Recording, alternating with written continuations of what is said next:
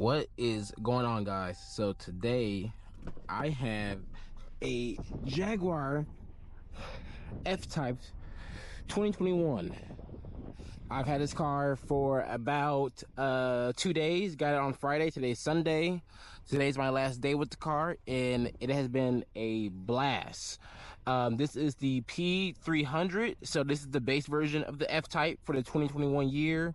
After that year, they discontinued the P300 and they only offer the V6 and the V8.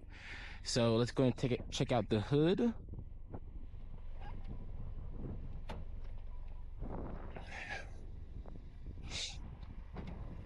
So the P300, you're gonna get a inline 4-cylinder engine that makes 296 horsepower, 0 to 60 in 5.4 seconds. So like I said, they also offer a R Dynamic, which is the V6, and then they offer the F-Type R, which is the supercharged V8.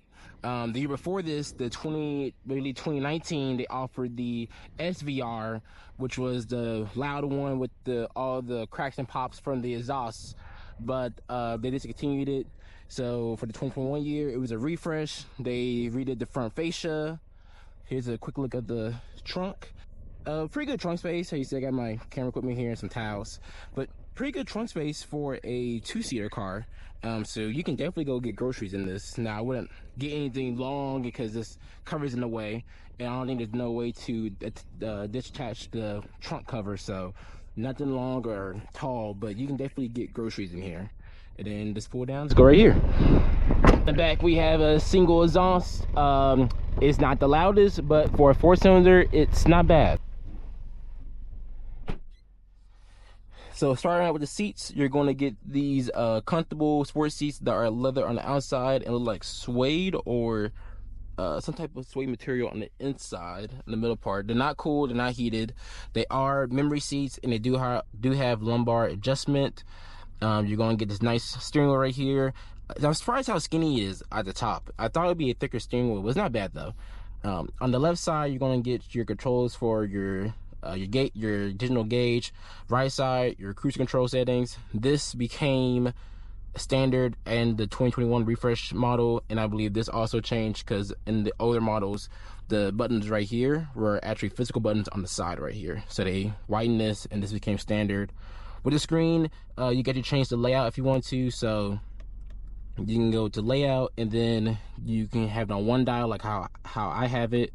You can have it on 2 dials, or you can do full map. I will only do full map if you were just cruising around, because as you can see, you can only see the miles per hour. You can't see the RPMs. So 1 dial is pretty nice, and then you still have the full map over here. Then moving on to the center, your AC controls right, or your AC right here, AC vents controls down here. What's pretty cool about this will rise up and go down depending if you have the air on or off. So you see, I just turn it off, and there you go, and it disappeared. And then just turn back on, and it'll rise back up. So I think that's a pretty cool feature right there. The screen itself is not bad. It's pretty fast responsive. You do have Apple CarPlay and Android Auto, but it's by wire. And then you do have a navigation system, because of course you have it right here. So you have it over here. Like so right here, you have your AC controls. Down here you have your shifter. All you do is for reverse. There you go, your camera. Pretty good camera, pretty good resolution. And then at night it has like a night vision mode. So that's pretty cool. So it's pretty good camera. Then you pull down once for neutral, pull it back for drive, then to shift it yourself if you want to, using the paddles, or using this down for up and up for down. You just pull it to the side, and there you go. Then this to put in park, just push the button on the top, puts it back in park. Right here you got your mode selectors. So to pull down, you will be in the dynamic mode, which is the sport mode, and then go up, you will be in normal, and then you push up again, and then you'll be in rain, ice / snow mode.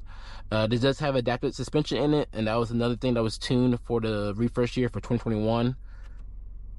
Going down further, you got your parking brake, you got your traction control, auto auto stop button, and then you have your exhaust button. Now, for a 4-cylinder, this has an active exhaust, and it sounds pretty good for a 4-cylinder. I mean, compared to V6 V8, it's nothing crazy, but I think it's pretty cool that this 4-cylinder actually has this. Um, and this button right here, so I learned in Europe, this button will rise and lower the spoiler. In America, this button does not do that. This button is for cleaning the spoiler, if you put it in cleaning mode. And there's a whole process behind it. I believe you have to press the button, be in park, turn off the car, turn back on while you're in park, and then it will raise up, and then so you can clean it. So that's very interesting, that the difference between American and some of the UK models, and the European models. Over here, push this button right here for more storage. And that is pretty much it for the inside. And then, up top, you don't have a sunroof, but you do have this glass that lets in natural sunlight. I think that it's pretty cool. Instead of just having a big old sunroof that goes back, you just have this glass panel right here, and then obviously you could put the window down if wanted. There are one button in the window, so it's push it down once, it goes all the way down, then pull up once, they go all the way back up. And then down here you have your trunk release button, headlight switch, and then your lane departure button. But other than that, let's go ahead and go for a drive. Oh, before I forget, you do have, here's your key fob, standard Jaguar key fob, lock, unlock. I believe that is for the headlights, and then trunk button, and you have your panic button. And then back here, you see trunk cover right here. So if you have anything in the trunk valuable, people can't see it at all. And right here, you have a little pocket to put something in. So sample AirPod case. If I think I'm gonna lose them, there you go. I don't know what else will fit there. Let's see if this iPhone will. And it does. So look at there. So if you have two phones like how I do, you can easily put your second phone right here. Now I actually will keep right there. Apple CarPlay is pretty good. Let me connect my phone real quick. First, y'all need to hear the exhaust. So this is how it sounds without the active exhaust open.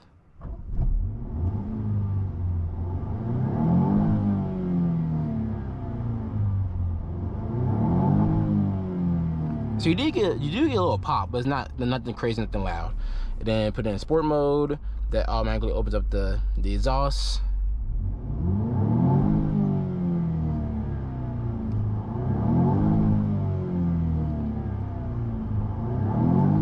And then you can redline all the way to 7,000 RPM, which is crazy. And I think that makes it even more fun. All right, put back in normal. All right, let's go ahead and head out. First, get some gas, and then we shall start this review.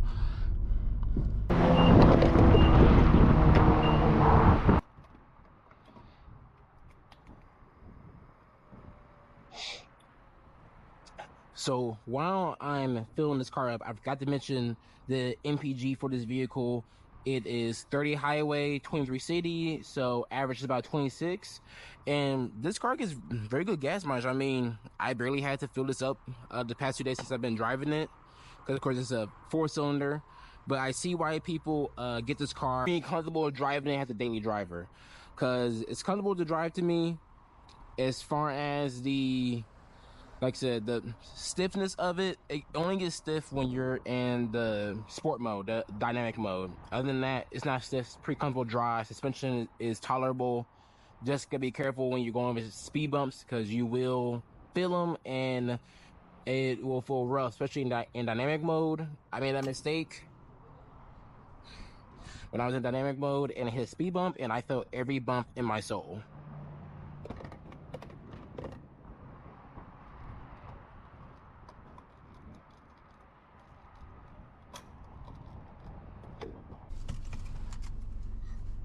Alrighty, let's go ahead and get to driving. Got a full tank. For the beginning of this video, since we're getting on a highway, I'm probably gonna put it in dynamic mode once we're further along on the highway. But just to start out, I'll keep it in its normal setting. Now, when I got this vehicle, I was not expecting it to be what it is, which is a fun 4-cylinder 2-door sports car. When I got this, I was thinking in my head, okay, it's gonna be not as fast, 5.4 seconds, 0 to 60 in 5.4 seconds isn't all that. That is a lie. This car is very quick, especially once you put your foot down, it will go. And I just had a blast driving this car for this 2 days. My wife, she's not a fan of the car. She likes the outside. She thinks the outside of it looks really good. But as far as being, as she says, passenger princess, she does not like it. Because she said on the passenger side, it feels tight. It feels claustrophobic. And I told her that might be true because with sports cars, a lot of them nowadays are gearing more towards being driver focused, especially evident in the Corvette C8, how everything is facing the driver and the passenger is kind of stuck to the side, has a second thought. So I haven't sat over there, and I don't plan on it because I could see it maybe feeling like tight and over there, claustrophobic, versus in my SUV, she loves being in that because it's spacious, it's big, and she can just, lounge. Over here, with these sports seats, they are comfortable, but there's no back seats, so you have to be sitting up in a 90-degree angle, essentially. But as you're getting on the highway, picking the speed, the car isn't loud. Once you put your foot down, the spoiler pops up once, I believe, you go over 65 miles per hour. That's when the spoiler will pop up. It's a fun car to drive. I mean, I can't say it enough. I really hope that one day I can drive the V6 or the V8 because I heard those are desirable. And these cars aren't expensive to get used, especially the P300. I found a bunch of them on AllTrader. I live in the DFW area, so Dallas, and in the area I found quite a few P300s at a good price for about $40,000 with about 25,000 to 30,000 miles on them. And they're the 2021 model year, so same as this one basically, with less miles because the guy who owns this car has 58,000 miles on it. So this car's been driven a lot, but I mean that's not a bad price if you're looking for a weekend vehicle to drive around, or maybe even daily. Because like I said, the gas mileage, you're getting 30 on the highway. So if you live by highways, you are having a blast driving this because you're not worried about gas, because you're saving on fuel, which is with this inline 4. Now, this car cost $60,000 brand new in 2021. So $6,000 brand new in 2021. This for the inline 4, not for the V6, not for the V8. And you could, again, like, it's just how cars are made different markets, different materials. Like I said, you get a Ford EcoBoost, or you get a 2024 right now for I think about $32,000, the base Ford Mustang with the EcoBoost engine in it. And I think that might be one of the reasons why they might have discontinued the P300, the 4-cylinder. Because I read online, I was looking up, facts about the F-Type, that a lot of people were saying, yes, the 4-cylinder is fun to drive, but that is the desirable engine for this car is the V6 and the V8. The V8 is I believe a 5-liter supercharged. And it is very loud, and I heard very fast, and I heard the V6 is not too far behind it. It's not as good, it's not as great as the V8 obviously, but it's still a fun car to drive. Dynamic and the R are both rare to find at a good price without it being brand new. And also the reason why people keep these cars is because apparently Jaguar's reliability isn't the greatest, because Land Rover, Range Rover, Jaguar are one of the worst when it comes to reliable and lasting long. But with the Jaguar F-Type, people said that they really improved it. I think after the 2017 year or 2018 year, they improved it to where people buy the car and they keep it. They keep it for a long period of time, and then they'll sell it later. You know, once they hit maybe 40,000 miles on it, they sell it later, get something else, or they get a newer one. So if I was trying to get this car, I would not get it brand new. I would definitely get it used. Like I said, you can find a used one now for the 2021 model year with low miles on it for about $40,000. That's about a $20,000 difference from it being brand new. So definitely look out for that if you are interested in getting this vehicle. Now, with us being further along the highway, let's go ahead and pop this in sport mode. Then I'll pop it over to manual shifting.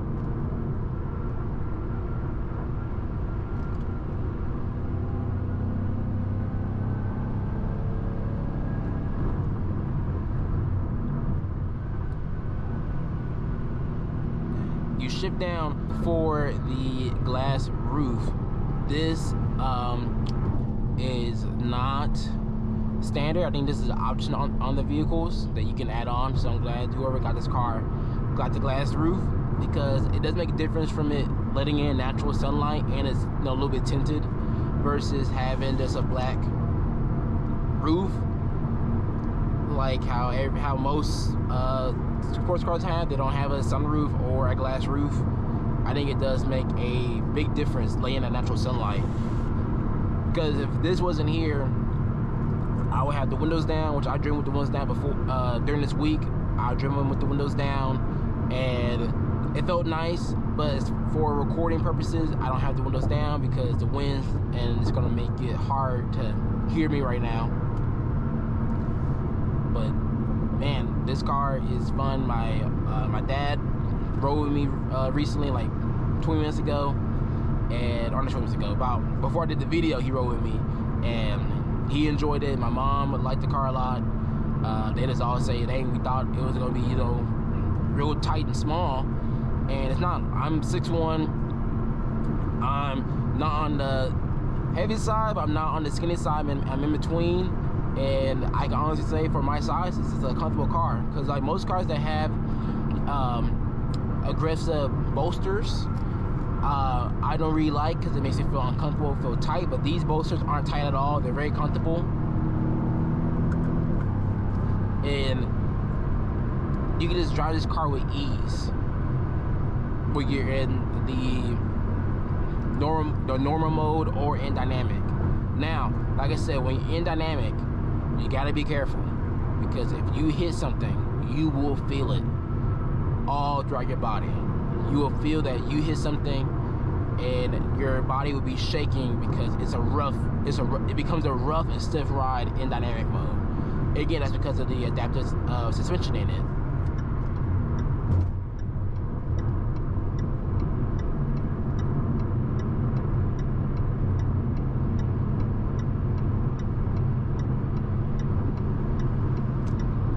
So right here, let's go ahead and let's go down, and then we just let go.